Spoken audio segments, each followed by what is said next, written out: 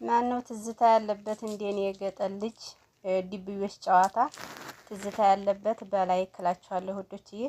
አሰላሙ አለይኩም ወራህመቱላሂ ወበረካቱ ውዶችዬ፣ ሰላም ናችሁ ወይ? እኔ ሰላም ነኝ አልሐምዱሊላህ ረብል ዓለሚን።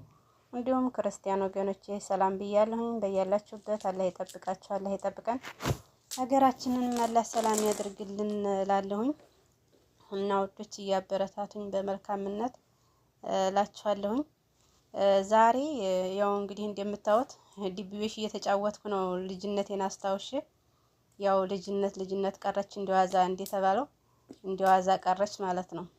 እና እንጫወት ነበረ የገጠር ልጆች እንጨት ስንሄድ አላዲል ውሃ ስንሄድ እንጫወታል። ግን ብዙውን የምንጫወተው ደግሞ እንጨት ስንሄድ ነው። በጊዜ እንሄድና እንግዲህ ሳዋህዳ ከዙሁር በኋላ እስከ አሱር ድረስ ዲቢዮሽ እንጫወታል። በ13 ጤጠር እንዲሁም በ7 ጤጠር ጡዝ እንጫወታል።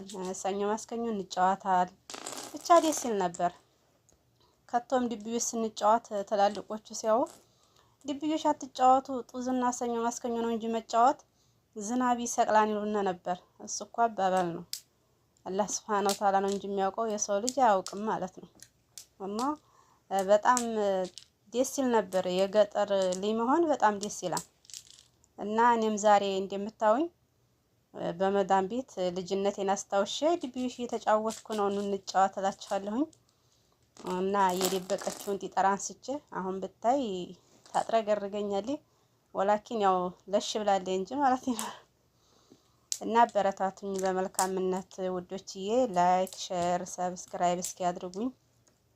እስኪ 100 እንኳን ሰብስክራይብ አስገቡኝ። ምናልባት ላይቭ ቢያስገባኝ ማለት ነው። እሱ እንኳን ቢውላ ብዙ እህቶችን ጠይቄም ነበረ መልስም ሰጥተውኛል። እስከ 50 ድረስ 50 ከሞላ ያስገባሻን ብለው ነበረ። እሱ ግን ሊያስገባኝ አልቻለም ማለት ነው። እኔ ከጀዋሉም ሆነ ይሁን አላሁ አለም አላውቅበትም ብዬ ይሁን ማድሪ ወላሂ። እና በጥቅሉ አበረታቱኝ እላችኋለሁ ውዶችዬ። በያላችሁበት አላህ ይጠብቃችሁ፣ አላህ ይጠብቀን። አሰላሙ አለይኩም ወራህመቱላሂ ወበረካቱሁ።